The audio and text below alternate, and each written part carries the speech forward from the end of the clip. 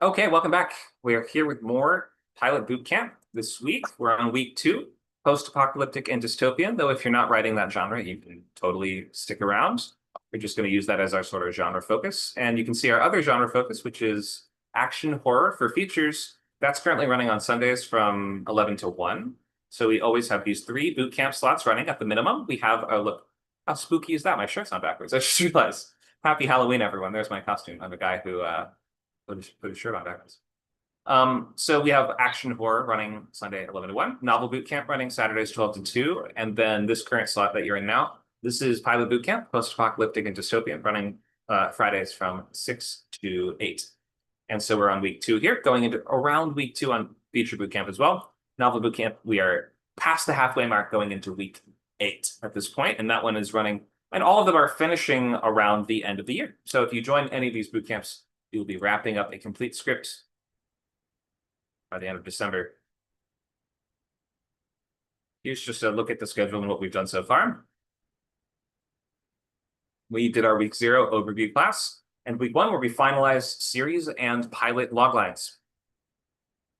And this week we're going to be taking one more look at those if you guys need. There's always time to look at a logline and give feedback on it because they go pretty quick. And if anybody has story beats or one sheet, we can also review those today and look at some of those basics of what goes into actually plotting a TV pilot. And next week, we're looking at end of the world building, as we call it, where we're going to be turning in story beats in one sheet if you're doing a one sheet optional, of course, with your homework being to work on those scene cards. Week 4, we actually start on pages. That's when you turn in your scene cards and you start on the first act of your script. And from the second half, then you'll be writing an act a week. Week 4, first act. Week 5, second act. Week 6, third act, with that first draft of the script finished by December 19th. Okay, hope that all makes sense. Thank you for joining us. We always need members to be in these boot camps to show that there's interest in these topics and we're not just throwing these classes to the void. We do live in-person, in-person and online classes. We are recorded live. Interactive classes every single week with new topics all the time. This is a brand new class. We have only brand new classes in the bootcamp, the feature bootcamp series that have a genre focus. So we're always trying to add new stuff, but we have a suggestion box that's of course open if you guys have other stuff that you would want to see. So tell us what classes you're interested in. Okie doke. Today we're starting with check-in. So anyone who's on the sign-up sheet, we will be checking in with those boot campers and asking, what is the show that you're working on? Do you want to recap some element of your story engine, or do you have some questions there about how the show is going to be working and what is that sort of implied longevity of the narrative? We will look at breaking the story and how to go from idea to logline pretty quickly, because structure, when you first start learning it, a lot of people kind of feel like it's just restriction, it's just walls around you, but it's actually like a bunch of moving pieces in a very complex engine that will sort of give you a complete story by just understanding how each part fits together and works together. So just by starting with a really strong logline, you will then be able to, within a few minutes, engineer a full set of story beats from that by just knowing how structure works and understanding the sorts of things that should be in the different parts of the story. And the more you do this and the more you practice this, you will be able to do that faster and try to release yourself from this burden of only making good choices. We ran an in-person, our Spooktacular, our October Spooktacular, just a couple days ago, this last Sunday, downtown in Boyle Heights Arts Conservatory, Los Angeles. It went really well. Something I noticed, though, was that I really had to do a lot of work to get people to just make choices and finish by the end. It's very easy for writers to get kind of paralyzed by, is this going to be the right choice, or is this going to lead me down the wrong path, or I'm not sure if I like that, or I kind of like that, but I kind of like this other thing too. Whereas the way to build the skills here and the way to get better at structure are by writing things you don't care about that much and increasing the quantity rather than worrying too much about the quality of what you're writing. Because only by using the structural model to create lots of stories, to break lots of stories, then you will understand just the physics of story better. And because when you do that enough, you will be able to write anything. So that's the goal of training to be a professional writer, is not to write any one script that's going to sell and get you millions of dollars, but in fact to become this generator of unlimited stories and an expert in stories such that you are part of the story department of whether it's a feature, a show, or anything else. So try your best to understand how structure works, especially if you want to work in TV. because you're going to be working in rooms who want to have a shared vocabulary for the terminology they're going to be using, how acts transition into each other, and like how act breaks work.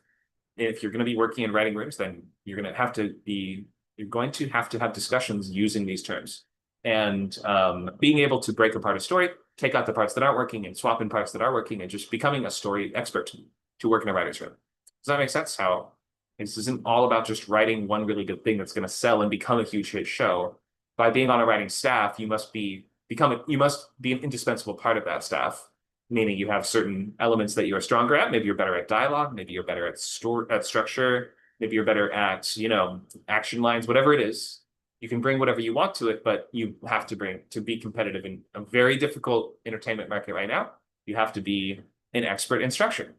And if you're like really good at other stuff, maybe you can kind of skate by with something else, but it's very difficult to get in the rooms that you need to and to be writing the samples that you need to unless you have that very strong command of structure. I don't need to go on and on about how it's important to pay attention in a class, Joe. All right, so let's get right into it. We have other stuff on the schedule. Blah, blah, blah. We'll get over, or we'll go over structure, cold open, act breaks. We'll look at that logline to story beats idea and try to pretty quickly come up with new pilot outlines. So we will have an exercise today that requires volunteers. And then we can look at outlines or story beats if you guys have any to share and you want to get some feedback on those for today. Of course, we'll also have a chance right now, the chance to look at your logline for one more review if you want. So we're going to do a check-in. We're going to ask, what are you working on? Title, genre comps, if you have them. Loglines, if you want to share them and you think that you need more feedback with them. And then we will have some time for you to talk about your story engine, if you have a good grasp on that. If you have some questions about that, you can also ask them now if you want to as well. We'll also ask, what have you been reading lately? Which is always a question we will ask of the boot campers, because you can't just coast by without reading. You should be reading 3 scripts a week. Okie doke. Let's go down our list and we'll start with Dakota. What pilot are you working on? Hello, everybody. Hope everybody's having a good Halloween so far. Yeah, I'm working on Nailhead. That is my current pilot. It is post-apocalyptic action adventure comedy. Woohoo! Comps, I'm still kind of looking for those. You know, I'm not super, you know, like I know what it is, but it's kind of hard for me to pinpoint like stuff just because I'm kind of just in my own head at the moment. But that's fine. So That's fine. Early days. without looking at the logline or anything, you don't have to read anything off. Just pitch your show. Just tell me, what is your show? It is a road trip movie where it's a movie. I'm in Featureland anyway. It's a road trip show where a thief and his ex-wife are trying to get the seals, as in the post-apocalyptic, like Armageddon type seals, back because they've been stolen. Um, and they're trying to get them back in order to basically get into heaven, because otherwise it is going to be the end of everything. The Antichrist is already here. The four horsemen are already here. The gates of hell are going to open if we don't get those seals back to Jesus, Okay. basically. Maybe this is the end. And Yep. What was the other one that came to mind here? Some kind of I had it a second ago. Somebody else has a good Fourth Element?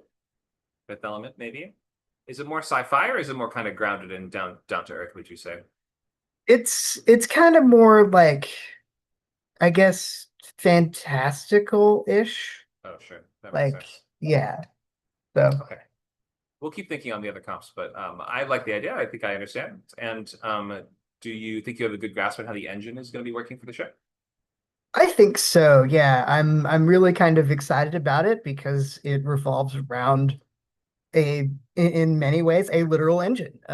It's about this really classic car, and how they use that car, and we have to get the thing. We have to go from one thing to the other thing, and we're being chased. So yeah, I'm pretty confident in that. And like, how do they soup it up, and what happens if it breaks down? Like those kinds of things. So Wait, the I'm car. having a lot of fun. Go back a second. You didn't. So the logline didn't include anything about a car. So what does the car got to do with the story engine? How is this working? We're on a road trip, so every episode It's the main transportation. is the way through it. Okay, got it. Go ahead. Yeah. Anything else you want to say about that?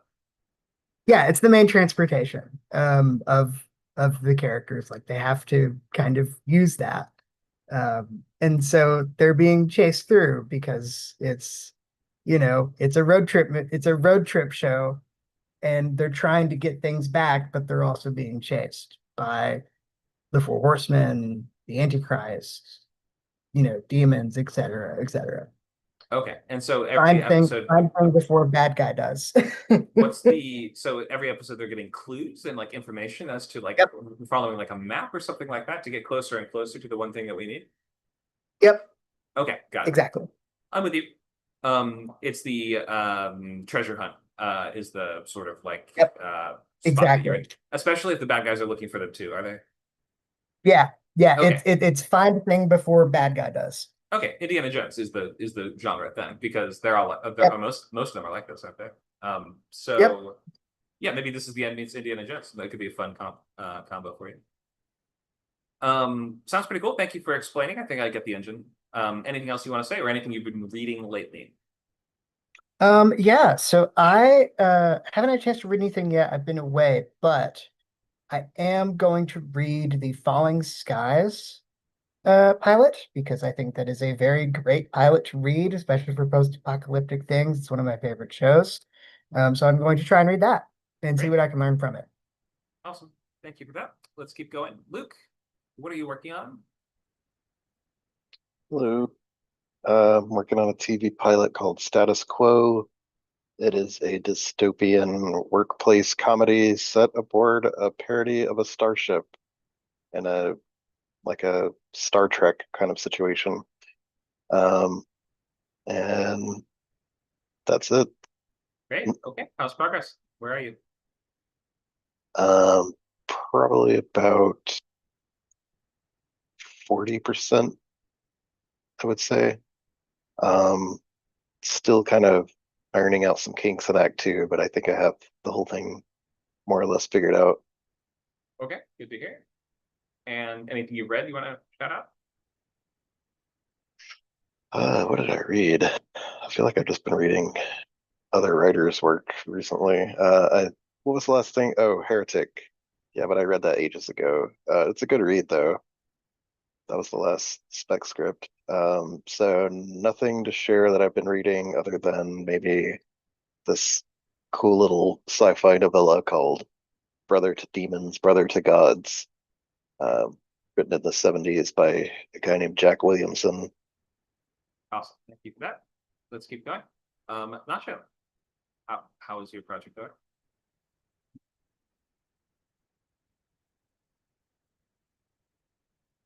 Nacho may have stepped away. That's all right. We'll check back in with him later. Let's hear from Shishio Makoto. Do you have a project you're working on? I do, but nothing that I can bring to the table. I'm still in the early stages there. Okay, all good. Any questions you want to ask, or we could just move on for now if you want? Yeah, we can move on for now. Okay, thank you for that. Tamara, how is your project going? I have been doing more reading. Unfortunately, I haven't written this week, but I was reading Medium because it reminds me of my character for the woman who is a doula and has like a psychic power. I figured I would get into how Medium starts off and the dynamics of her family in Medium. So that's what I've been up to, trying to read more scripts. Great. All right. Any questions or things that I can help with right now before we move on? I'm still just having a hard time going from one case to another. Like when she goes into, for example, help a woman deliver her baby. After she's finished with that, getting into the next scenario, I'm just having a difficult time making that transition. So, well, I figured I would read to see if I could get some ideas of how to do that. Yeah, you might be overthinking it. Like that it's pretty easy to just, when you're done with something in a show or movie, just cut to later. We don't need to have any like really special. You don't have to think too hard about it. Sometimes you just go like just Mhm. hard cut to the next scene, I suppose. But if you want to bring an outline or something like that to Okay. showcase the difficulty you're having there, I'd be glad to take a look at whatever the problem is. Okay. I will do that. And we're doing class tomorrow too, right? Yeah, tomorrow we have novel class from 12 to 2, and we have lab from 4 to 6. Oh, that's right. Right. Okay. All right. Yeah, I will work on that. Thank you. Thank you. Rona, what are you working on? Hi, everybody. I'm working on a noir. I don't know if it's necessarily dystopian, but it's a noir piece. Okay. It's called Pivot. It's basically Breaking Bad meets Drive. It's about a Holland composer who turned into an Uber SUV driver and stumbled into the corrupt underground of Los Angeles. It's based on 3.5 crazy years of my life, and it's based on true events and bad decisions. All right, great. How's your progress? How far are you in the script? Oh boy, there's so many iterations of this. I've been working on this now for about 8 or 9 months, and so there's writing, and then there's letting it marinate. So I'm now coming out of marination stage, and stumbled on these, this class to get some critiquing. It feels like a multi-season series, but maybe it could be a limited series, or it could even be a short, but there's just too much. It's an interesting challenge because this isn't fabricated story. The majority of this is based on real events, and the sources are anything from picture elements to short videos to journals of stuff that happened. And so it's not only trying to orchestrate those, if you will, and organize it in a way that, originally it was kind of a linear thing, like this happened and then this, it was a boring type of, almost like a story, like probably a book, but to rearrange it, where you have like a smash cut scene opening the whole thing up, almost in like a Breaking Bad type of scenario. I'm seeing this more like Baby Driver meets a Breaking Bad, Uncut Gems, and Nightcrawler. But most of what happened is in here, and it has to be changed because I can't use real names of people and that type of thing. So there's actually 2 engines involved with this. One of the story engines is the driver's dilemma. I'm just going to refer to him. His name's Jack. He has to. He's trying to get back on his feet after an accident that had happened at Paramount Pictures, and he gets hired by like this cartel person, and the drives continue to get more and more dangerous and risky with these crazy border runs. And so it's always like on the edge of your seat. He's a character who's has this inherent tension in every episode. And a secondary engine, just to touch on that, is there's like this moral ratchet. Each delivery forces Jack to make compromising choices and tests his morals, and this underground network secret that he doesn't want to know, but keeps getting more and more involved in. And I'll just finish part of that by saying he stumbles on this woman, this dominatrix, who's trying to avenge her sister's death. That was an overdose / trafficking ring by this character named Angel. And when Jack tells Mistress that he's getting stressed out because of this guy he's working for, and she finds out that it's Angel, this triangle gets fabricated where there's this constant tension, and including Mistress's contacts. She does deal with a lot of politicians, and again, I wouldn't say deep state, but she's got connections. She's very well connected all around the world, actually. And so that kind of gives you sort of an idea. There's so much to unpack with this. That's been, I'll just finish up with saying that one of the major challenges with this is because of the real events. I find writing about, I find that I'm married to the real events, and I want to make sure that that story's told. However, fictionalizing it is probably something that's not a bad idea to make this commercial in a pitch meeting, say, for whatever streaming service. That's kind of where I see it going. Although I'm open to it being a short, but it just doesn't. It's just there's just too much. There's too much there, and it's definitely a binge watching for any binge watchers out there. This is a this is one of those. It's a binge watcher. I'm making sure that it's guaranteed that at the end of each episode you have to click it through. Like you're not gonna. Right. I want that as part of this. I don't know. I'm a binge watcher, so I guess that is the pharmaceutical necessity in writing this. So Sure. thanks for letting me share. Yeah, makes sense. Thank you for sharing that. I would recommend normally for a boot camp, rather than taking something that you've already been working on for a while, just I like and like trying to like integrate exactly where you are with exactly where the class is and trying to like sync all that up. I usually recommend just write something brand new. Like it's only 6 weeks.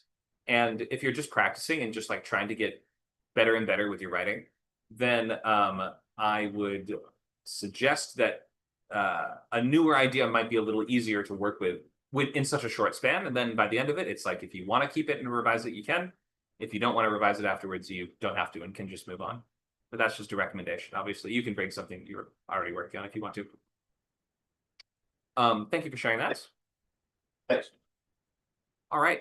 Did I miss anyone? Karasu, welcome. You just signed up. Do you want to tell us about your project?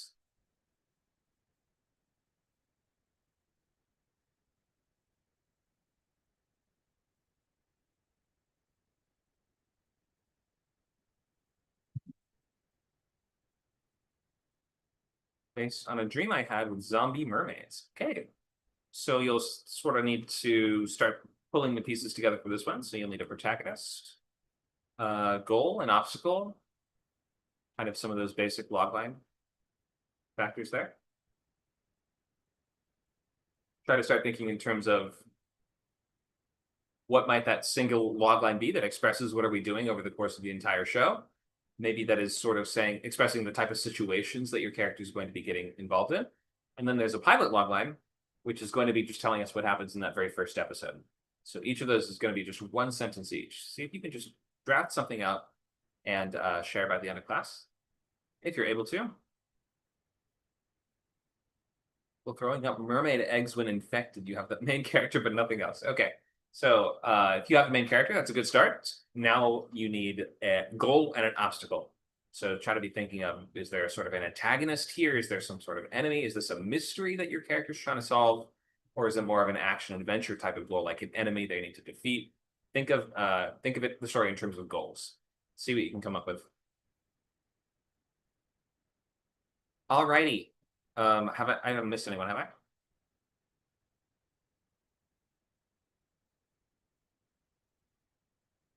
Okay. We do have to touch on structure, but I think I'm not going to go right into story beats. To begin with, we're going to talk just a little more broadly about structure and go into cold opens first, and then we will look at the rest of it. But I think today we will start with cold open rather than just jumping right into structure. Okay, so why does structure matter, and what are we talking about? So the 3-act structure permeates all forms of Western storytelling. It's like impossible to get away from, and all forms of world storytelling.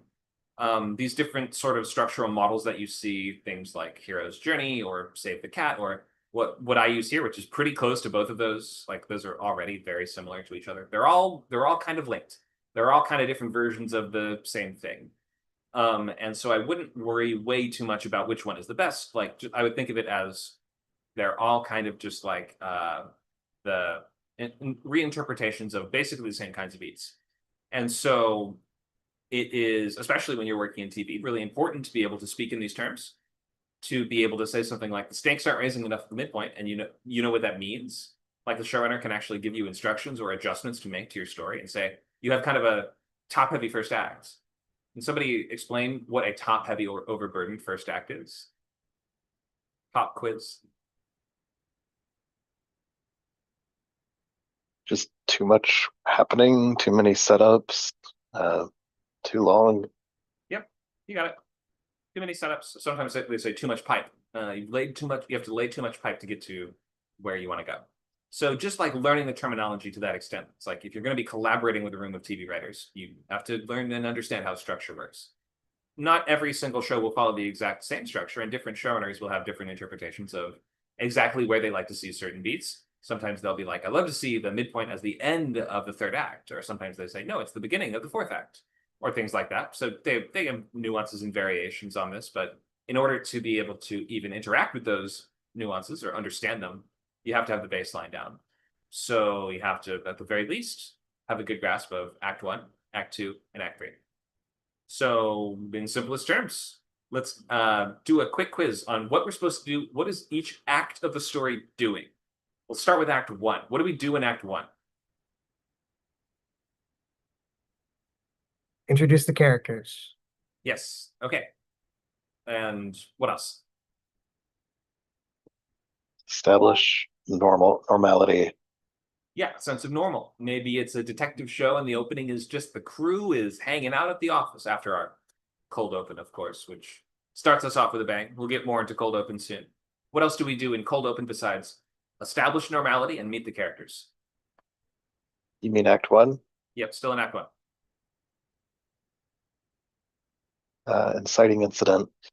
Yep, we're working up to that inciting incident after we establish what is the sort of normal world here. What is the day-to-day of our heroes like, and if there's going to be some kind of change or something to shake up that normal, it's going to come in the form of the catalyst. That might just be a thing of the week. You got the case this week, and it's a doozy. That might be your episode catalyst, or it could be something that shakes up your character's life even more, especially if it's a show about a character kind of settling into a new life.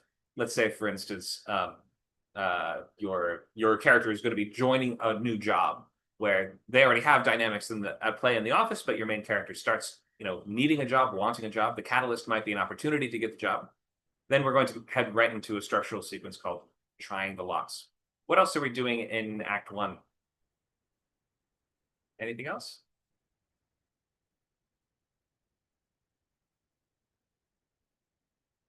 So when we establish a character, what do we like to learn about them pretty quickly? Oh, what they want. Yes. Okay. What's the character wants? Or what they're missing. Right, exactly. What they're missing. Those usually are very linked together. This question of, is the character happy or aren't they?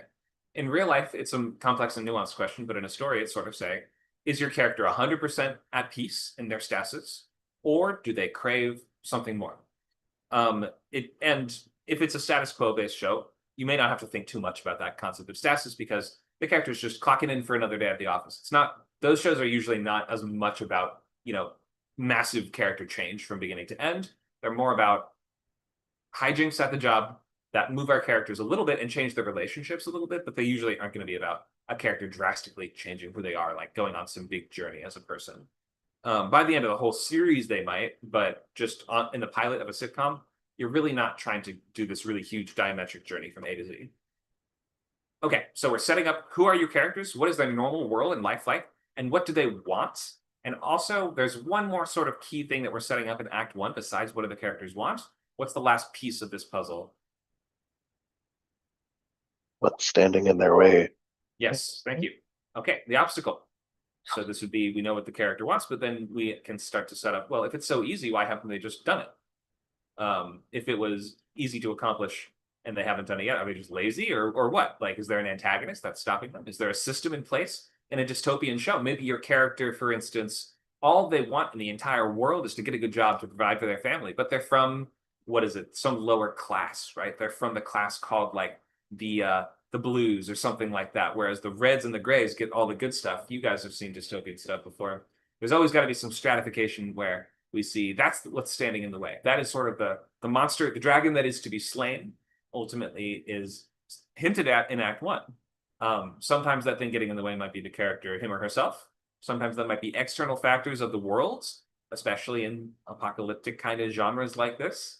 And usually your characters, we're going to have to set up their central goal, which might be something like fixing the problem, or it could be as simple as just surviving. A lot of the time in this genre, we're just trying to survive another day, which is why it can get kind of tricky in survival-based stories if you don't add really clear, tangible goalposts to your character's survival. What are some examples of like goalposts in a world where your character's goal is only just survive? Finding food. Okay, we have to find resources. And maybe we can set up, we're going to die if we don't get 100 pounds of food by the end of the month, the 31st. Easy goalpost, resource-based. What else?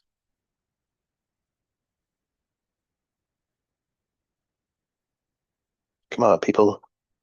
Moral dilemma.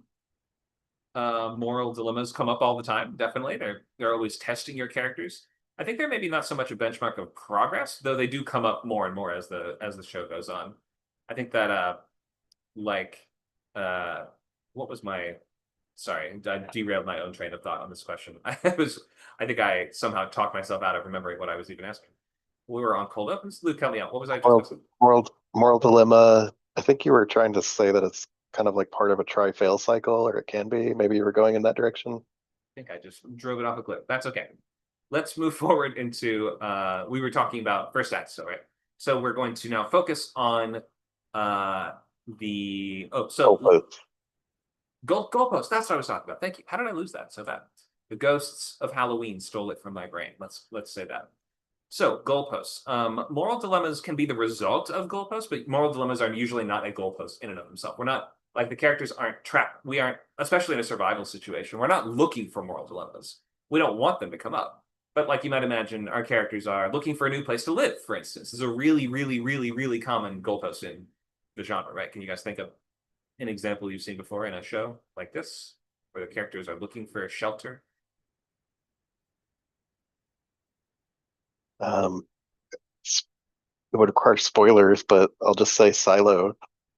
Yeah, Silo. You don't have to spoil too much if you don't want. What about this show here, Walking Dead? What is the entire premise of the show?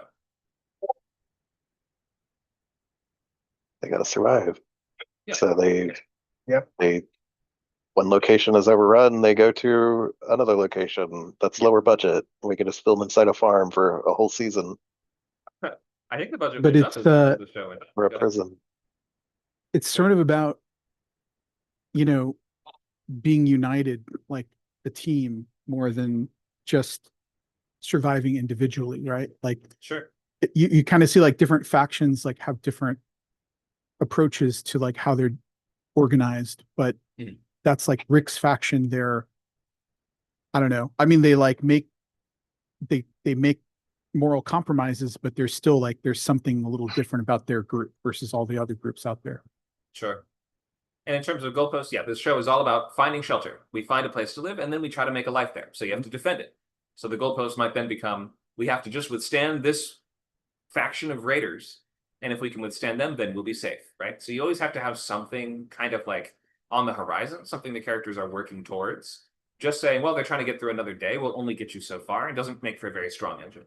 So a stronger engine will come with a more urgent goal, and a stronger sense of understanding when that goal's finished, especially for a pilot. So by the end of the pilot, we can have accomplished something substantial.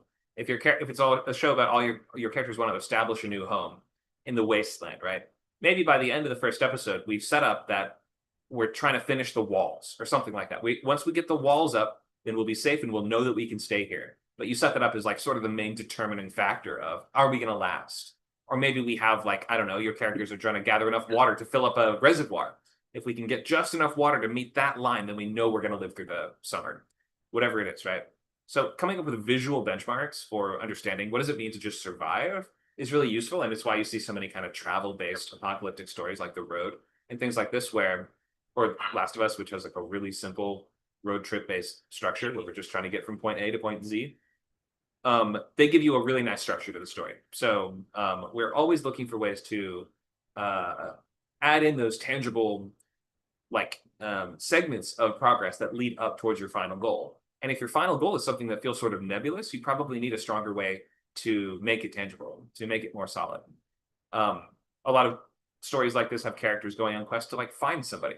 That makes for a really clear, easy goal, right? We know definitively when that's done. We're doing more than just surviving another day, but we have to survive another day to accomplish some other goal. Okay, so let's look at cold opens. What's a cold open?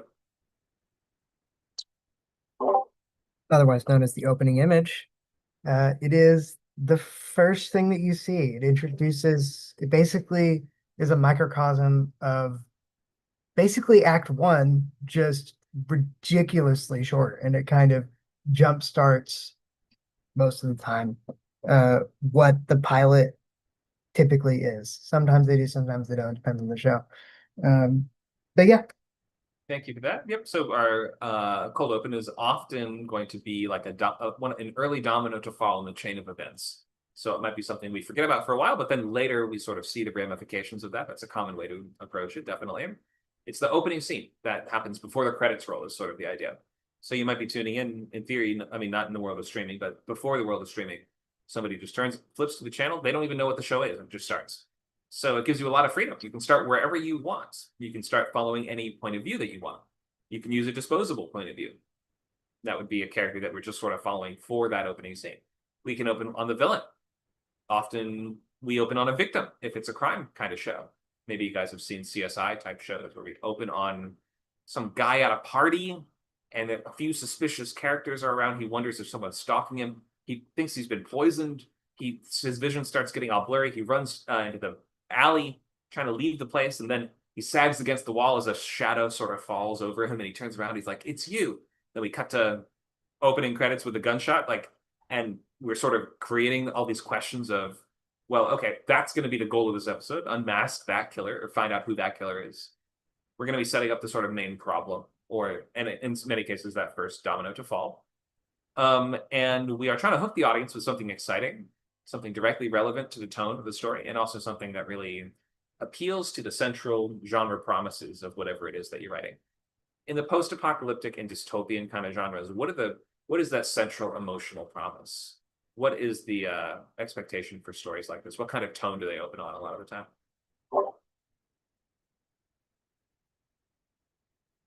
Dark, gritty, everything is brown. They're bleak. They're very Very bleak. bleak. Yeah. A lot of the time we have to sort of explain why the world ends.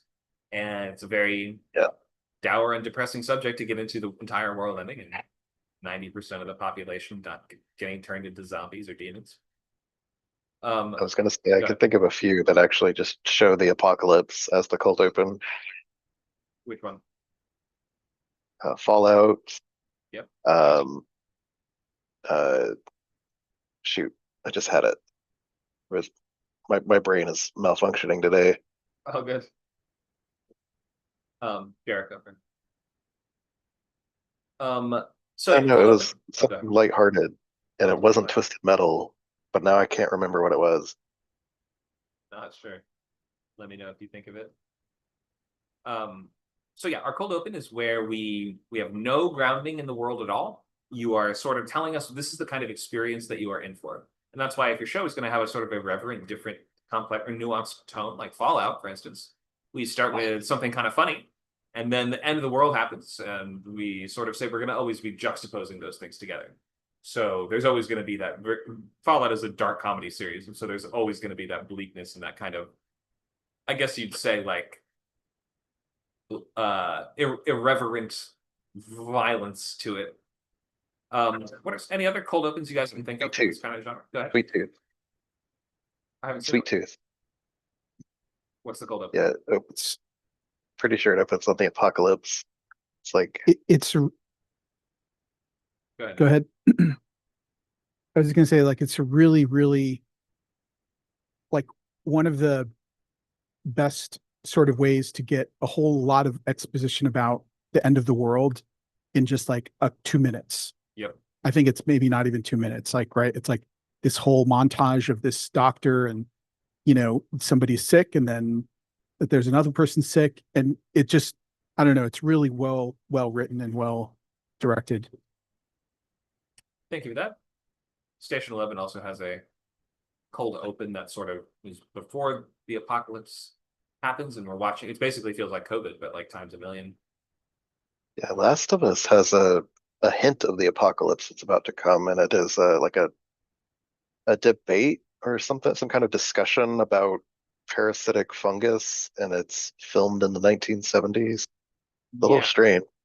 I didn't. Yeah, that's not in the game, so I was not expecting that either. But that is sort of like a piece of media from the world that hints at the events that we're about to see. I guess that's what you might call that. It's almost like a mockumentary style technique. Yeah, maybe even 28 days later. Okay, what's the cold open of that movie? You remember how it goes? Well, he does wake up in the hospital, but you're thrown in pretty early on that something is going awry, and to leave him the only person in there. And Yeah, so if pretty big, pretty fast. Uh, uh, him understanding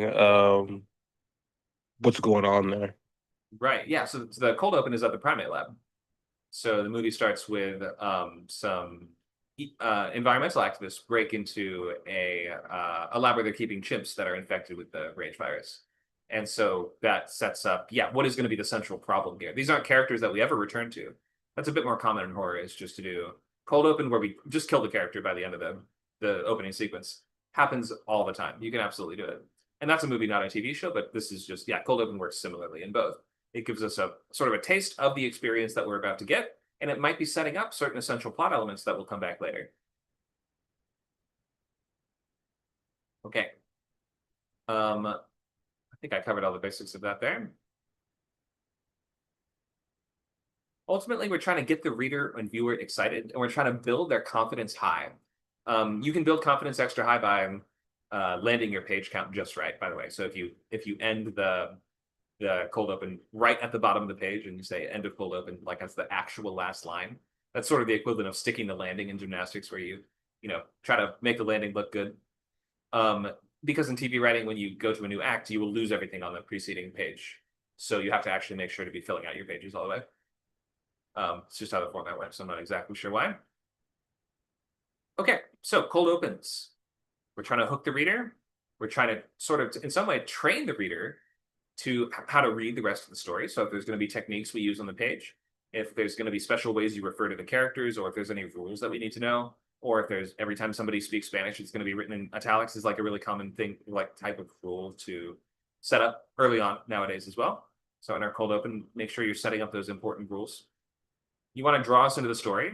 You could try asking questions and maybe, building out what is unique and interesting about this world, especially if it starts with just business as usual. Everything seems like it's fine, and maybe we're looking for something unusual, something that kind of grabs our attention, and at least feels out of place for us.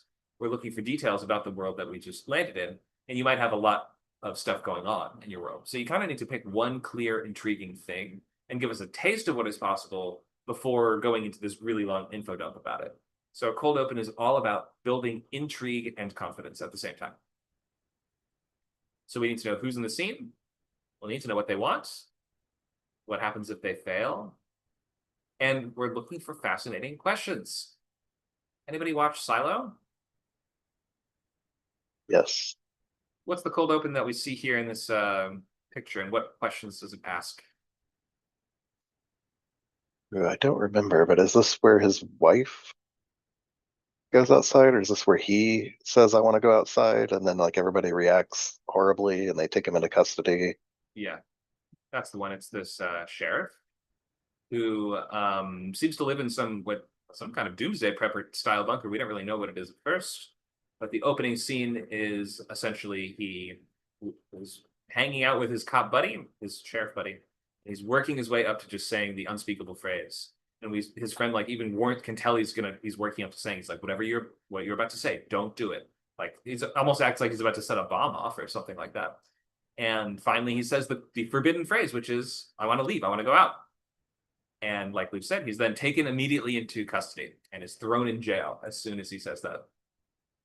What questions does that raise?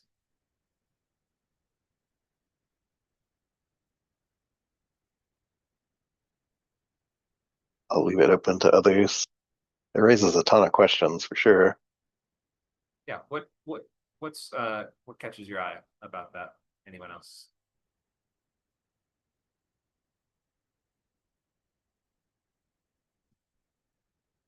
Sorry, I missed the question. What catches your eye about this thumbnail? What questions are raised in that cold open that we just went through? The sheriff works up the courage to say this phrase to his friend, and that's, I want to go outside. His friend freaks out, and then instantly he's like taken into custody and put in prison. The sheriff, not the friend. Think of that. Is anybody there? Are you guys here? Are we listening and paying attention? Yeah. Yep. Okay, I will just share some. go ahead. What the hell?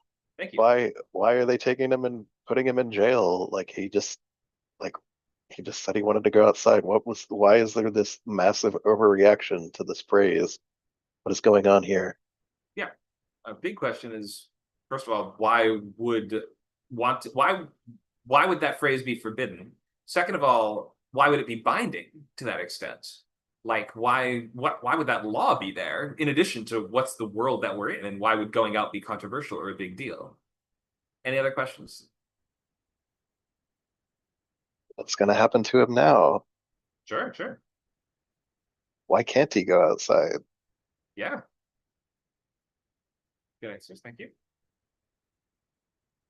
Okay, so our cold open is that very first thing that we see that is going to be grabbing our attention, maybe giving us a hint at what the world that we're getting into is going to be like, planting clues, asking those questions, and always giving us a good sense of who these characters are. And we don't have to open with the lead. If you don't open with the lead and you open with the villain, for instance, what might you do on a scene where you open with the villain on the cold open?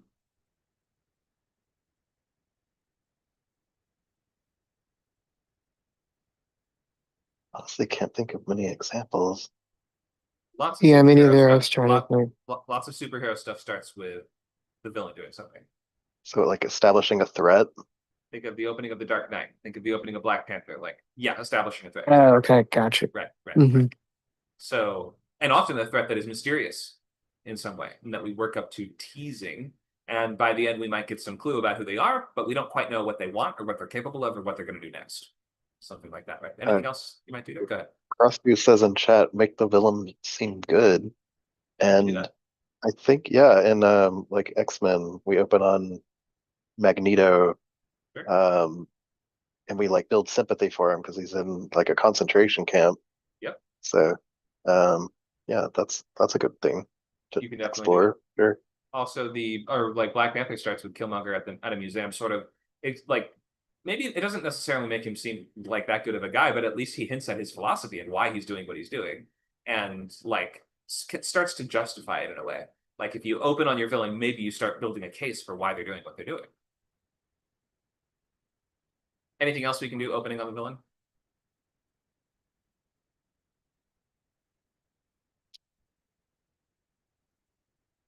Like just you can set up uh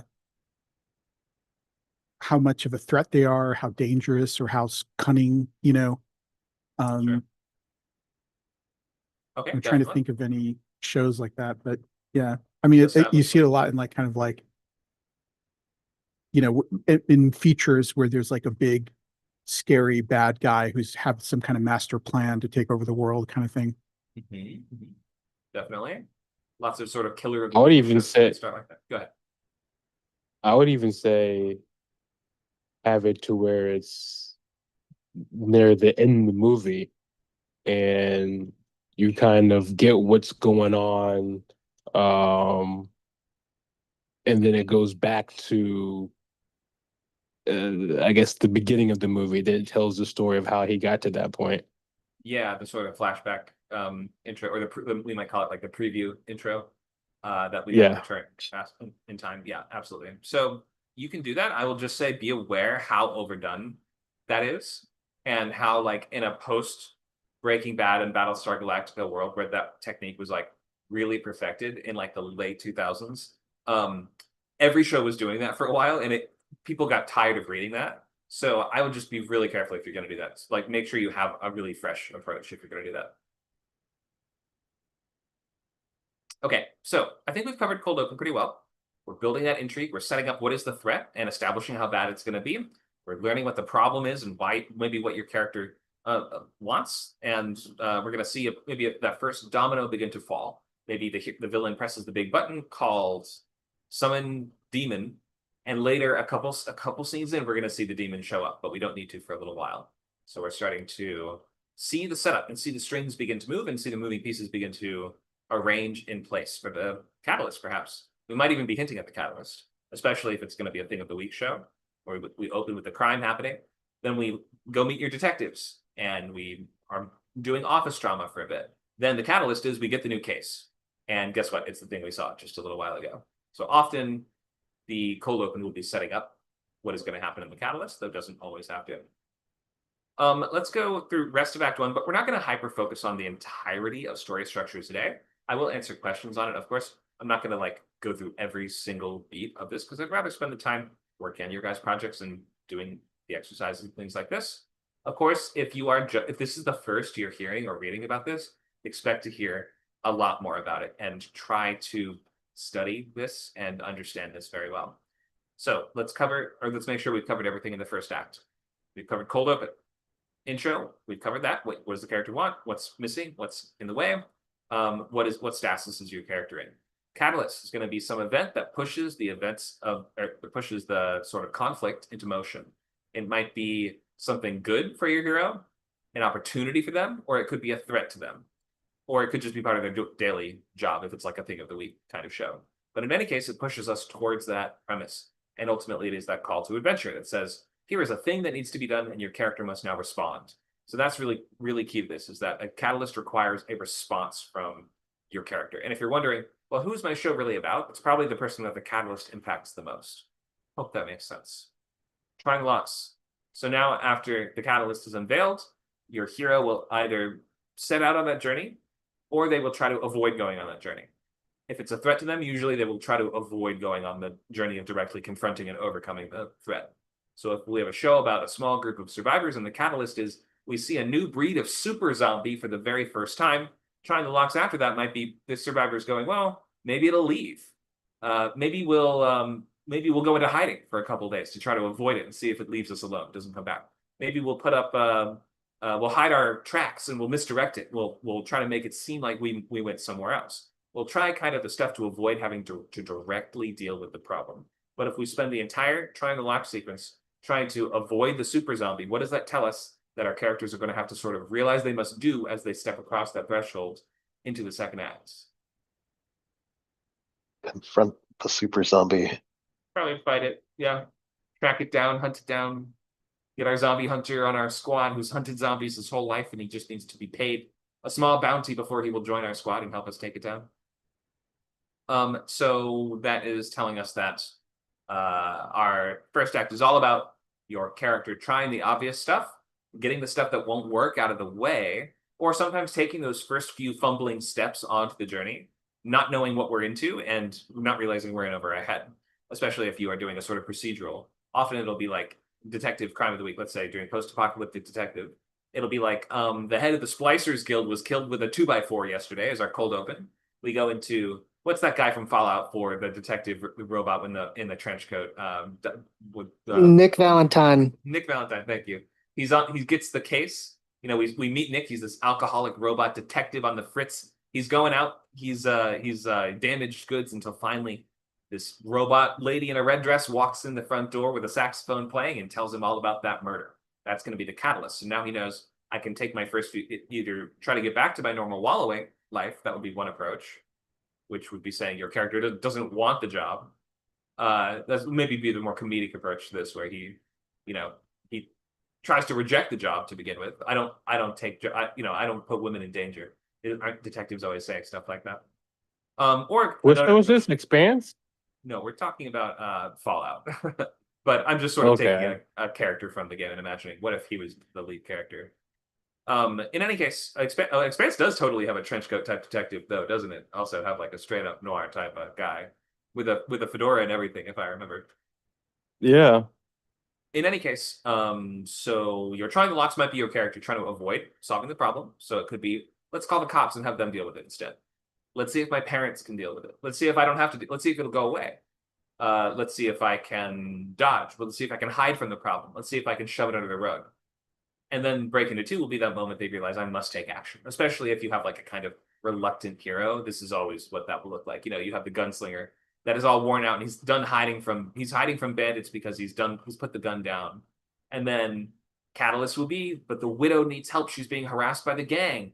So now your hero is going to go through he's going to try to fight off the plot, basically. He's going to try to think of every reason he can to not go do that. He's like, but I'm too traumatized, and he flashes back. He's like, but I'm too weak. And he tries to shoot at the old target range and he can't hit the center target anymore. He's like, all the reasons you can't do this are starting to pile up, but you see, you must act. That's what the first act is going to be all about in the section called Trying Blocks. We now know what we have sort of pushed your character in the direction of the plot. And either they're taking those first few fumbling steps and realizing they're in over their head, or they're just trying to avoid confronting the problem directly. But we're building up the danger and the importance and the difficulty of the upcoming journey. So maybe as your character goes to the crime scene, we start gathering clues. We think this will be just normal murder. I've seen 100 murders. We don't get strange murders in my town. We only get normal murders. We start looking around. Uh-oh, there are no footprints here. It looks like the killer must have been walking around on his hands or had hands for feet. Okay, I don't know what that possibly means or what this could be that we're dealing with. Write it down. We're trying the locks, right? We're experimenting with what's going to make this difficult, what's going to make this interesting, and what's going to make this important. Now the mayor's calling. He's like, I don't want you investigating that case.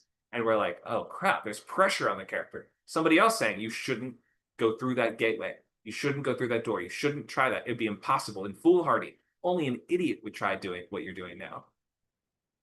You're working all the way up to that break into two where the character then says, I must take that step. And a lot of the time, it might be sort of like, you might imagine the commercial gives you a little bit of narrative space where your character at the end of the first act, you don't have to do it like this, but on network TV especially, the commercial break gives you a little more buffer because you might imagine that they're watching commercials in between those. So your character might be working up to a choice they must make, and now we're asking, are you with us? And somebody hands your character a gun. And we end on him looking at the gun like, what do I do? And then we cut to commercial. And when we come back from the commercial, maybe your character's joined the team. He's got the gun. He's crouching down in the foxhole with the other soldiers, right? So you can, does that make sense how you have like a narrative buffer space with the commercial break? Yeah, because it means that it can be implied if the narrative calls for it. Yeah. And in like really old school network TV, you might even see in like watch like, Scooby-Doo episodes or things like this. It'll be like, end on cliffhanger, go to commercial, come back and recap the cliffhanger. So it'll be like, oh no, we're cornered. What do we do, Scoob? Go to commercial. We come back from commercial. We're cornered, Scoob. What do we do? And we sort of just tell the viewer what just happened. Obviously, that is almost unseen nowadays in a world of streaming shows. You just don't have to do that now. Okay. Any questions about first act and the function of each of these structural beats from cold open to intro to catalyst to triangle locks to break into two?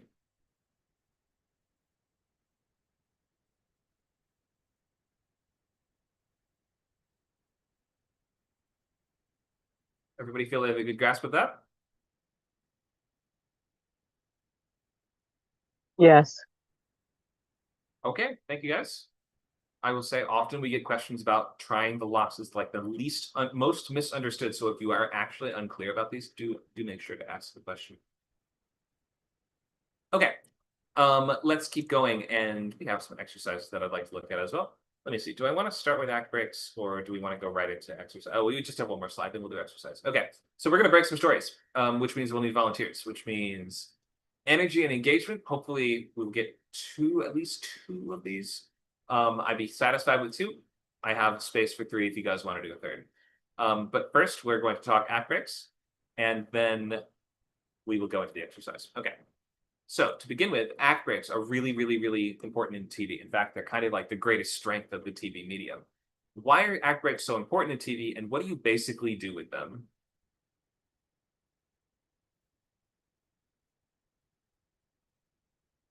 Get people to come back after the commercial. Yep.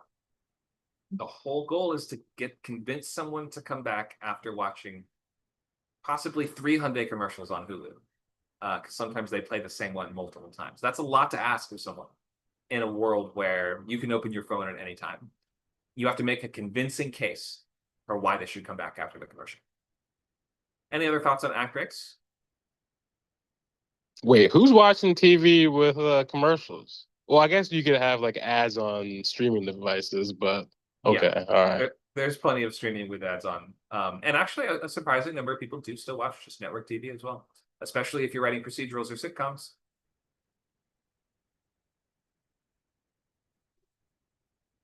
You want to show some kind of change, put a button on the act, show how the character is moving further or closer to their goal, whether they've succeeded or failed, this kind of thing. Yeah, great point. So the last thing you want to do with an act break is just end with a brick wall scene where your character tries something, they fail, and we're like, okay, that's it. If your character, they can absolutely fail something as an effective act break if we're left with the sense of, oh no, what's going to happen next? They're in imminent danger. We leave them at a point of suspended tension where we don't know how it will resolve. It seems like they're in serious trouble, and we don't know how they're going to get out of it. That's generally the feeling that we want. Let's see if Something else to Sorry, go ahead. something else to consider is that most act breaks, all of them, need to propel the story forward and force the character to make a decision of some sort. Yeah, because your major turning points in 3-act structure are going to be choices anyway. It makes the most sense that your turning points of the story are going to be centered on those choices. So bringing your character up to some impossible choice where it seems like, well, there's no way they could succeed now. How could they possibly succeed? Is going to force them to be digging down deep. And when they return from the act break, they're going to have to do something drastic to get out of that trouble. And yes, Netflix does have an ad-supported tier now. Some streaming services, even if you pay for Hulu, you still get ads. Okay, so But when are ads going to have ad breaks? While you're watching an ad, another ad interrupts it. Pretty soon, I'd be surprised if that doesn't exist already. I think it does. I feel like while an ad was showing, a link generated at the bottom to like go to it and buy it. So in a way, it's double advertisement. I'm sure they have it on TikTok. Okay, so act breaks are all about raising dramatic questions, working up to those big choices that your character must make, and those moments of suspended tension and danger where we're like, they're doomed now. I can't possibly think of a way they could get out of it. And then when we come back from the break, they do get out, but not exactly the way we would expect. That's kind of the challenge of strong TV writing. Always introducing new complications and challenges that seem impossible, but then your characters overcome them without breaking the rules that you've set up. All right, we will look at going from logline to story beats in a little bit. First, I just want to go right into the exercise in which all you really have to do is talk it out. You don't have to write anything down for the moment, but I have a couple show premises. You're just going to go back and forth with me and figure out basically what would that structure for that pilot kind of look like. It can be 3-act if you want. You can do a half-hour version. It does not have to be a full 5-act, hour-long show. The options I have are automotive zombie madness. In a future ravaged by the Walking Dead, a delivery courier is forced into the biggest competition of the post-apocalypse. He must win a savage series of death races through dilapidated cities crawling with zombies, or obviously he will die. That's option 1. It can be whatever tone you want. Option 2 is the cyborg super soldier. Basically, it's Born Identity with a cyborg, I guess I realized after writing it, but a cyborg is decommissioned and abandoned by the government program that made him. Now he's got to find the technology to keep himself alive, as well as find a new purpose, all while avoiding deconstructors, these anti-robot assassins sent to shut him down. He teams up with a petty hacker, and they must go on the run together. Yeah, maybe there's a romance. Up to you. Think of what that engine be and write that story. And last, I have this option of Dystopian Corp Janitors. A team of janitors works hard to keep a sinister cybertech corporation spick and span. They must compete with rival maintenance teams for benefits as well as navigate the many dangers of the tower they call home. Yeah, I guess now that I think of it, it's kind of like your ship concept with the reincarnation added on Yeah, top a of little it. bit. I assume these janitors might get to go home at the end of the day, but their home is probably in the building somewhere. Yeah, they sleep in the janitor closet. Oh yeah, for sure. Okay, so I asked earlier for volunteers, and I think a few folks in the chat did volunteer. Let me see who we had. I saw Dakota, Karasu. Karasu. Yep. Thank you guys. I saw Dakota posted first, so we'll start with him. All right. Okay. Be like, yeah, I'll do the zombie one. Let's go. Let's just do it. so we're just gonna talk it through. You don't have to write anything else, but just take me through your thought process on the character, relationships. Why is this happening? How is the engine working? Whatever comes to mind, and I'll guide you if Sure. Sure. So our courier is in this race because he is, he's basically he's a delivery driver delivering the last like food package basically and he's delivering it to a base of some sort, like the last city, and it's across the country pretty much. And so he has to deliver it from one side to the other, so it's literally road trip kind of thing. And the he's also an ex-con, so it doesn't matter if he's kind of expendable. The important thing is that the food gets there. If he becomes a zombie at the end, then they'll just shoot him anyway. He's gonna die anyway. His life doesn't really matter. The food that he's carrying does. And there is a second person with him, whose job it is to basically ensure that the food actually gets there. He's just the driver essentially. So that's kind of the first thing that kind of came to mind is this person is a pawn, and is he doesn't really know that. So he's kind of he's thinking, oh, I'm just basically Amazon, delivering the last delivery that I have. And it's yeah, I'm struggling at the moment. I'm not doing super well. That's fine. Like You're doing fine. literally I'm not doing well. You're doing great. Not feeling great at the moment. You're doing fine. I'm completely exhausted. It's all good. Okay, so you've got your main character. So how do we think he might get involved in the race? Like, you can always include a character that is just like through circumstance drawn into the sort of death race thing. But at that point, there needs to be something a little more personal, usually. So do you think that the personal element might come more in his goal? Like his initial goal, which would be maybe to leave the race and finish my delivery? Or would the personal element come with more of why does he get involved? Because a lot of the time in stories like this, it'll be like, I need to get involved because my brother's in the death race and I'm trying to get him out. Right. But then in trying to get him out, this is like Fast and Furious kind of shit. Like you get in the race, Yeah. and then you end up having to compete against him. Right. Yeah. I'm definitely leaning more toward the more like personal, like, I'm involved because I have to, either, oh, it's his brother or it's his dad or something. I feel like the brother's done a lot.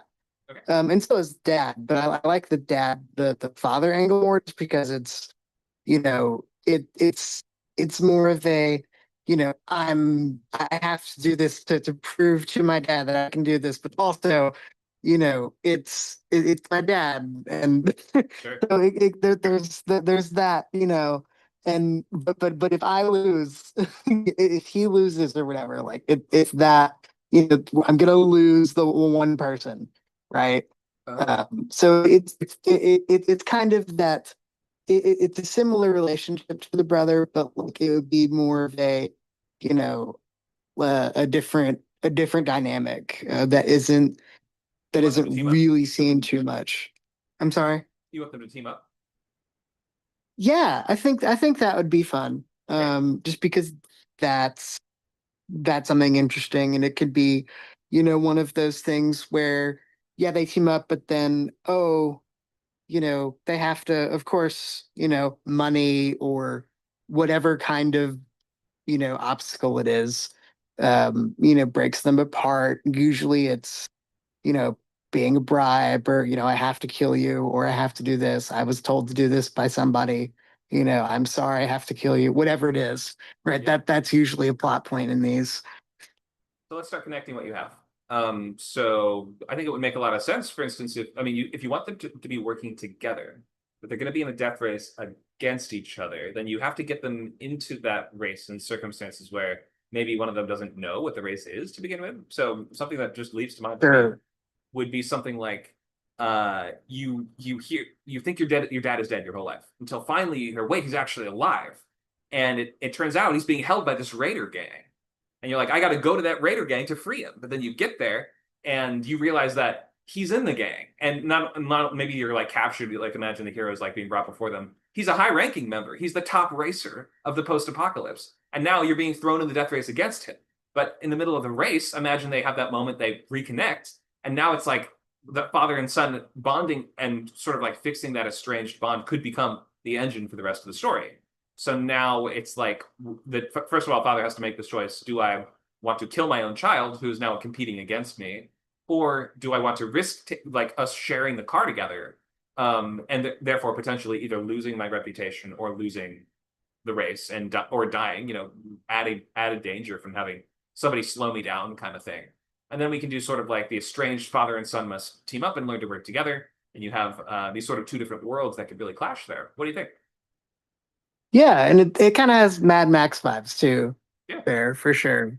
Yeah, that's always fun. I was thinking Speed Racer. Little bit of Speed Racer in there for sure. Racer X. Oh yeah, Yeah, for sure. yeah. There's definitely Speed Racer in there. He's got the power of Mach 5. Yeah. Mach 5, you must win. He's a demon on Go really fast. Well, I was thinking of Racer X. Racer X is his brother. Right, exactly. Yeah. And So since he's a delivery courier, it's only right that he's racing. exactly. I think this works pretty well. And see, all it takes is a couple of relationships to make a show that's like, well, it's a death race, into something that feels more like a more specific story engine. And so that it's going to require, in terms of TV, not just a starting point, but like a direction for that relationship to go, sort of built into the premise. Does that make sense? Oh yeah. Yeah, everything's about relationships. The whole point of TV is it's all about characters. Like if you don't have good relationships with your characters, nobody's gonna watch Right. anything. So just thinking of structure, let's just like before we write anything down, let's just think of where a few of those key moments might be. So for instance, we have the sort of reveal of the father's identity just built, and let's just use what I came up with, and we'll just sort of say we mix together Sure. a few of your suggestions, Yeah. just to have some consistent thing we're looking at. So we'll go with that idea right now, right? So we have the eventual reveal of the father's identity, or the fact that he's not kidnapped by the gang, he's part of the gang. Where would you want to put that? That would be definitely Act 2, I would say, maybe. Okay. Do you think it's the beginning, or is it the midpoint? Yeah, I would say midpoint. Could be either, yeah. Because first, Yeah, it could be either one. yeah, could definitely be either. So let's go with that for now. If you want to go with midpoint, so that means that your break into two in this case would probably be something like let's just go through one beat at a time. Actually, let's start in the intro using this version. We start with this kid who grows up without a dad. Basically, that's his normal, right? And of course, we want to see how much he's struggling as a result of that, either because let's say he's in some kind of commune or society where family bonds are very important, and obviously not having a dad, you lack a support system that everybody else has. You don't have someone to stick up for you and help you. Your opening scene might even be something like, well, do you have an idea for one, or can I just throw one at you and you can modify it if you want to? Yeah, like the opening scene might be he's at school, and it's like career day or something, and the dad's not there, and like if he doesn't and he's trying to like learn something from everybody else, and he gets bullied for that. And it could be that the family dynamic is that only men are kind of the breadwinner. Like it could be that kind of situation, similar to the White King, right? Where the mom, like, yeah, she makes money, but like really the men make significantly more. And so because there's no father figure, they're kind of trying to get by as much as they possibly can. Yeah. And because of that, they're kind of social pariah. Really, I mean, like we see this all the time in dystopian kind of genres. The main character having to take on that parent figure for the rest of their family. Yeah. Which might be kind of a nice Yeah. way to show. Like he's a teenager, he shouldn't be having to do this, but because his mom is overworked or is like, I don't know, a slave in the diamond mine or whatever it is, then you see the main character struggling to provide for his family. You see that he has to sort of become the father himself because he never has one. And then, of course, you may also be able to show the memories that the kid has, the history the father has. You get a sense of when he actually disappeared, how it happened. Maybe he was kidnapped by the gang. Would be like an assumption we can make there. So our cold open would probably be what? Oh, sorry, not a cold open. Catalyst. What was the catalyst? We already mentioned it one time. You got it. Hold on. Hold on.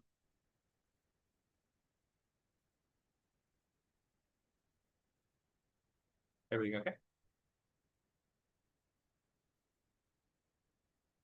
Currently having asthma attack, actually. I'm really not doing well. We can move on to somebody else. I want somebody else to do whatever it is they have to do. I'm really not feeling well. Okay. Sorry to hear that. Hope you can get the medicine you need. All right. Shall we do one more? Karasu, are you there?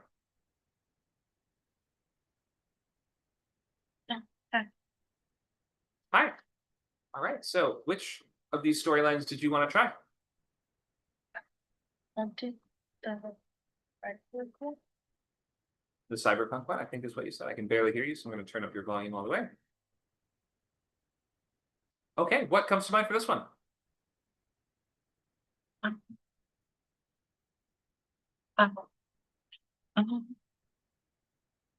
the cyborg has been made to be like a diplomat, so he kind of like restores peace, and um he started to like malfunction and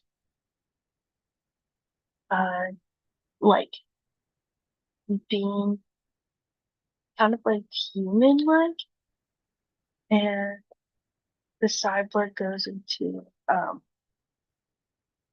like an underground society with like humans, and the humans like tell the uh the like people that made the cyborg, and that's when he would get like get decommissioned. Okay, great. So you're a little bit like the Steven Spielberg movie AI. You have this sort of underground world of maybe cyborgs on the run or like robotic people with robotic parts that are living outside the law. Would be kind of cool. So if in your first act you're setting up that he's acting a little too human, then that would be setting up the sort of central conflict of the show pretty well. Maybe, that would be detected by those whatever company is monitoring him. And then your catalyst would probably be when they go to shut the robot down for the first time. When we go into the second act, do you think that would be where we sort of enter this kind of underground world where your character is like this, a fish out of water having to explore that world for the first time? Yeah. Good work. Especially if they start out as I was thinking they'd be more of a super soldier, but in your version, he's kind of a diplomat. But I guess you're saying he would have to sort of learn those soldier or survival type skills in order to get by. Is that right? Yeah. Okay, could be good. And so, who do you think he would kind of team up with, and who would the other characters be, or the other relationships? I think we would team up like the main leader of the gang, and um she kind of helps him escape um the government program after she finds out that other members of the gang have rolled on the side with it. Okay. And what would the gang leader be getting out of this? Um, Nothing. I don't know. Nothing. Well, he needs to offer something. So maybe a reward of some kind. Like you could offer. Is there like maybe she's planning to turn the robot in for a bounty? Planning to betray him later on down the line, planning to scrap him for parts, or maybe he's offering her some kind of service. Maybe he'll work for her organization. That could be a good story engine element. I think it's like so she can get a higher status in the city to leave the underground. Get a higher status. Okay.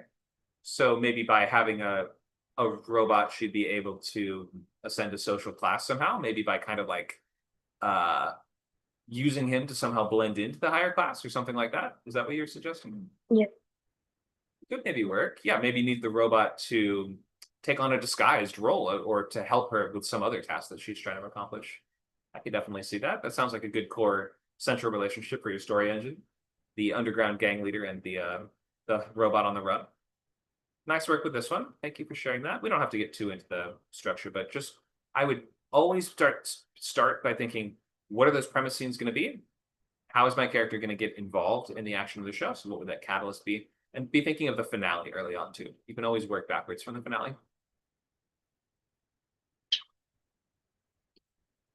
Okay, thank you for that one, Crossum. We have a little time. Luke, do you want to do one more? Sure. Okay. We have, well, I guess you landed on dystopian corporate janitors. Kind of not that far from your original idea, unless you had a different one you wanted to try. No, let's do janitors. Okay. So what do you got? Okay, so it's a team of janitors, so it's going to be an ensemble.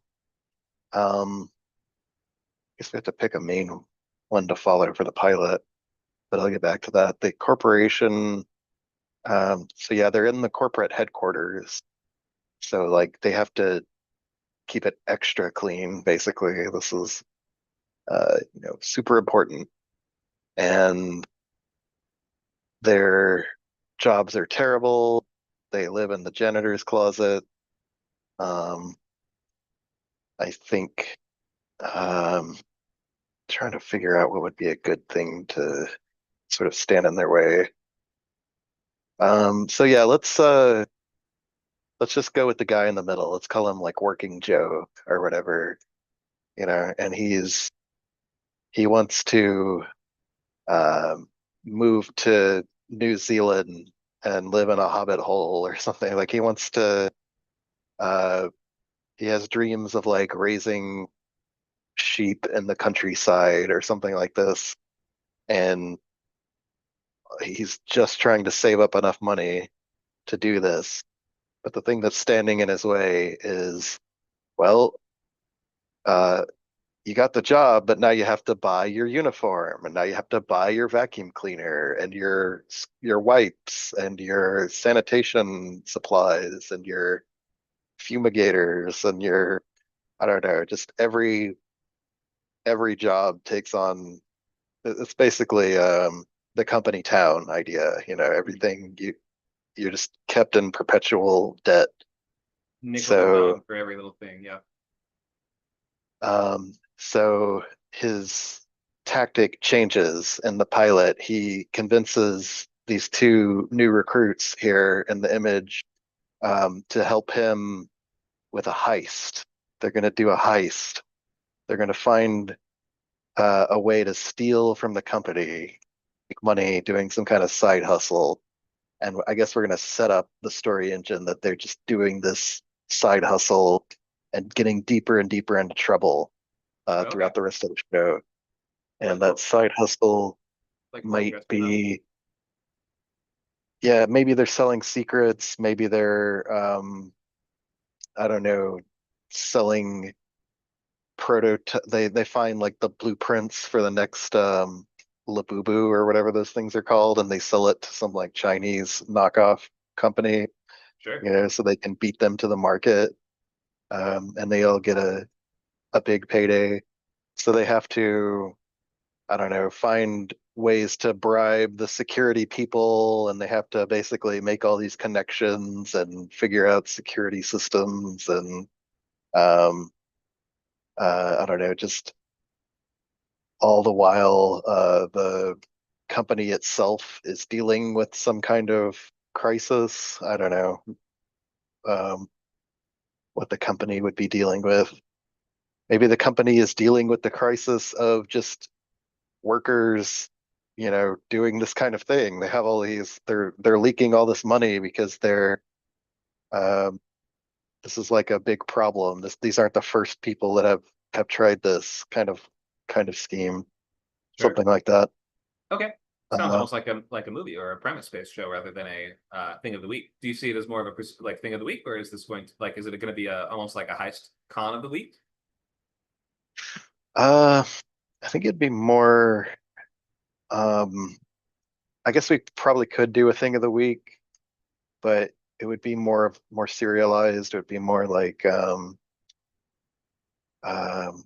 really him just trying to get to this goal of like, I need this much money, and we can go in all kinds of different directions with that idea. But the core like story engine would revolve around this like shady business side hustle, whatever you want to call it, that they're running. Um, Maybe they're competing, we could have an episode where they're competing against other janitors doing their same hustle. Maybe we have a thing of the week where they um all the janitors get sent for like retraining and reconditioning, so they have to sort of like figure out how to do their heist remotely or something. Sure. We have a thing of the week where the there's a love triangle. The CEO like thinks John Doe worker man is super attractive, and like how is he going to use this to his advantage? um a thing of the week where one of them gets fired or gets caught or Yeah. replaced. I don't know, there's so many things we could do with this. It works pretty well. You may not even need the whole element of your characters trying to save up enough money to leave, because I mean, first of all, it sounds like the kind of thing where they would never make all that much progress towards that. Yeah. A lot of workplace kind of shows don't really even need a goal in the distance if you don't want one. You can have one, and it can add a little bit of motivation, at least to like your central character's kind of trajectory if you want to.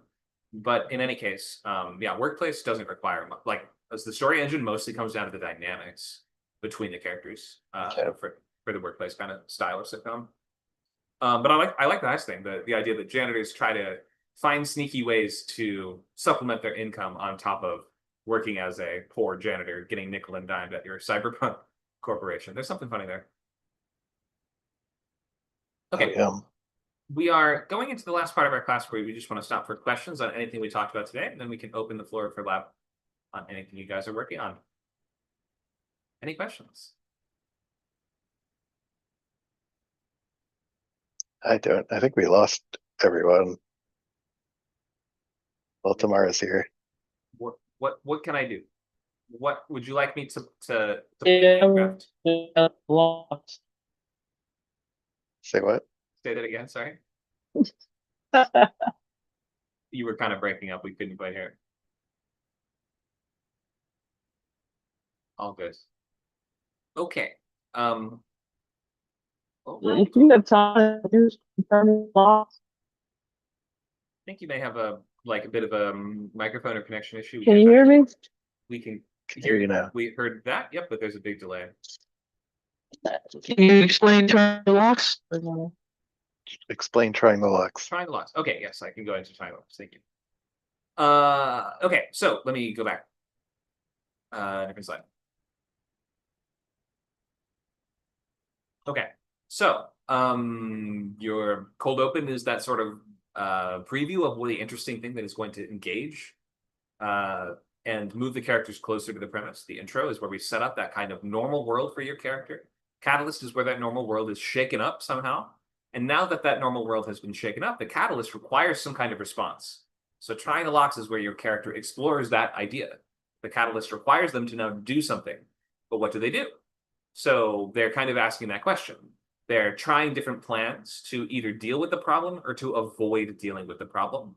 And all the while, we are working up, like underscoring and repeating the difficulty and the importance of the journey that the character's on. So that by the time they actually make that step into doing it, we will think only somebody, you'd have to be crazy to do that. That'd be so difficult. We have to kind of believe that it will be difficult by the time they make that choice, and in order to make that choice feel important. Make sense? Yes, thank you. Wow. Thank you for the question. Anybody else want to ask a structural question?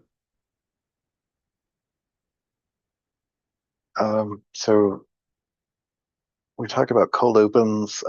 There are shows that do this thing like right before the cold open.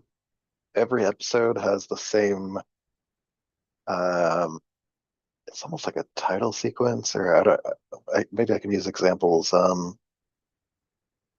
Avatar, The Last Airbender, which you've never seen, they always open on this monologue and about like, the Fire Nation attacked, and they explain like the rules of the world and this kind of thing. What would you call that, and when would you use that? That's in the opening credits, or are you saying it's before the credits? Usually before the cold open. Sliders, I don't know if you're familiar with that show. They did that after the cold open, but it was part of the title sequence. Where they explained the rules of the world and how everything Yeah. works. I think I know what you mean, but I don't think they usually have it in the pilot, do they? I mean, it was in the Avatar pilot, and it was even longer in the pilot. It was like a sort of like an extended version of what the rest of the show had. Oh, Um, I was going to say, because usually the engine elements haven't engaged yet at the beginning of the pilot. Usually the pilot is about getting to the point where now we will have some sort of thing that we could repeat in terms of like setting up or explaining the premise. I don't know what that's called. Good question. And I'm not exactly sure how to write those, just because that is not normally part of the. yeah, It's a non-standard. I guess I don't even know if the who's putting that together. Are the writers putting that together, or is that more of like a marketing recap kind of thing? I have no idea. So I'm not sure, but good it question. it explains the rules of the world. So in Sliders, you have like a complicated premise, or like Quantum Leap, I think, does this too. Right. So, and Avatar is like a fantasy show for kids, so they have to sort of explain, this is the world, this is the factions, this is the, you know, this is why the last Airbender is important Yeah. before every episode. Maybe we call it a preface. Okay. And I guess I answered my own question. It comes up when the premise is complicated and you sort of need to recap it Yeah. for newcomers or just in general. Well, in the old days, it would just be the theme song that explained it all. It would be like Yeah, it just tells you everything you need to know, and we sort of still see that. sure. And Marianne, yeah. Exactly. Uh, You can imagine how funny it would be if they had that for like The Wire or Mock Shift. uh, Bring it back. maybe, but I could see it for something like I don't know, Alien Nation or like True Detective or um, something like that. Thank you for the question. Even like Game of Thrones. Would it be to the same tune of the song? Would be like Game of No, come on, I'm not going to just It'd be if it were an 80s show, they would. definitely in the land of Westeros, there are many who fight for the Iron Throne. You know, You could easily say it as an 80s show. like that's kind of all we need, really. Okay. Other questions based on what we talked about today?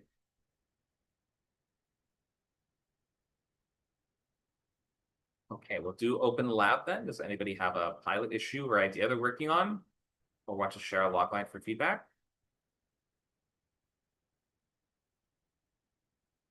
Um, I'm ironing out this plot point in Act 3.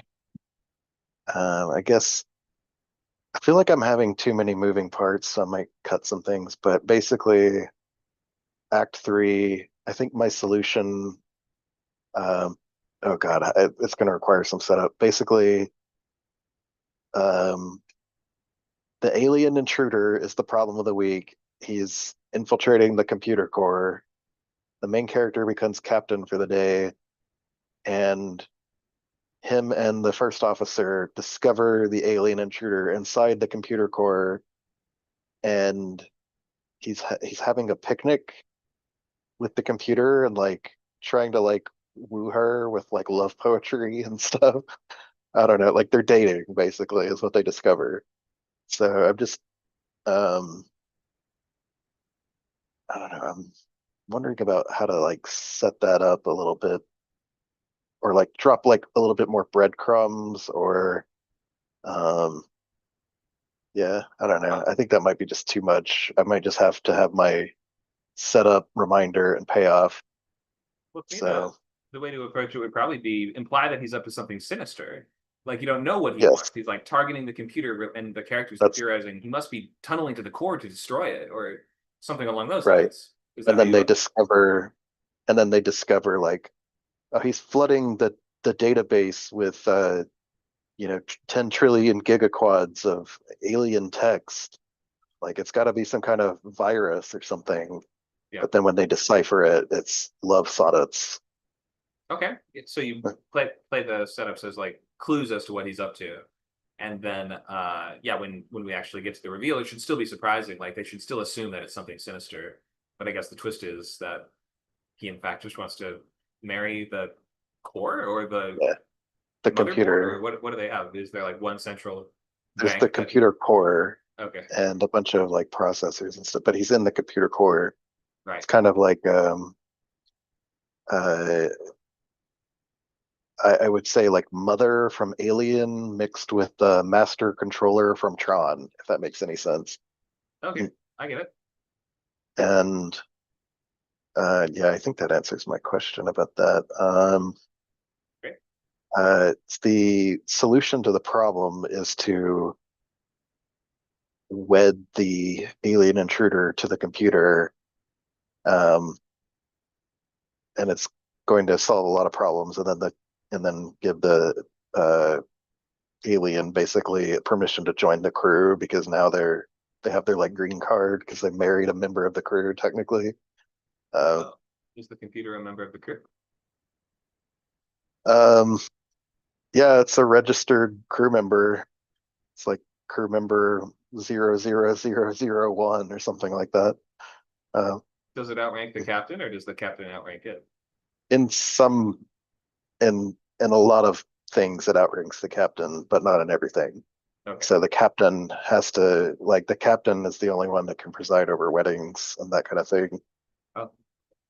I guess part of the joke of your show, if I remember correctly, is there's sort of like really dense and Byzantine rules, like and regulations and things Yeah. to worry about. And the captain is pretty limited in what they can actually do. They're more just like there for uh, ceremonial kind of position. I don't know, like because a ship needs a captain, As a So we're figurehead. going to delegate.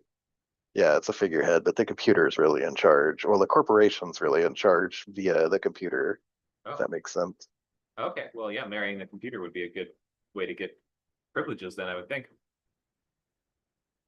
Uh, yeah, and I'm wondering if it would be funny, maybe so the argument is that sort of the best captains like abdicate power, or the best leaders like don't want the role of leadership. So maybe our main character is trying to get rid of his captaincy, and he's like, just give it to the most qualified, the most intelligent, person on board. They're like, that person is not a registered crew member, and that can set up the idea of like the wedding. Uh, I don't know. That just feels like too many moving parts, though. I guess I'd have to see an outline to see everything, and just know how Yeah, it's all working. But we have a lab tomorrow if you want to. editing my outline. Yeah, maybe I'll bring it there, but I'll just I'll just write a messy version and see how it ends up. I think Good I idea. can always go back and insert setups and delete things. That's probably going to be a little bloated when I finish this draft. Right. All good. Okay. Thank you for that question. Any last questions or topics?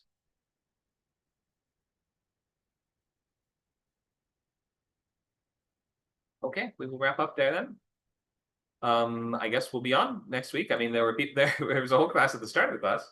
Hopefully they'll join next time too, and we can keep running into week 3. I think we had a few new signups today, so welcome everybody. We're so glad to have you. And we have more classes coming up this weekend. Tomorrow from 12 to 2, we have Novel Bootcamp. Then Sunday from 11 to 1, we have action horror features going into week 3. Thanks for coming by, guys. We'll see you back here soon at your next script camp class or event. Thanks for hosting.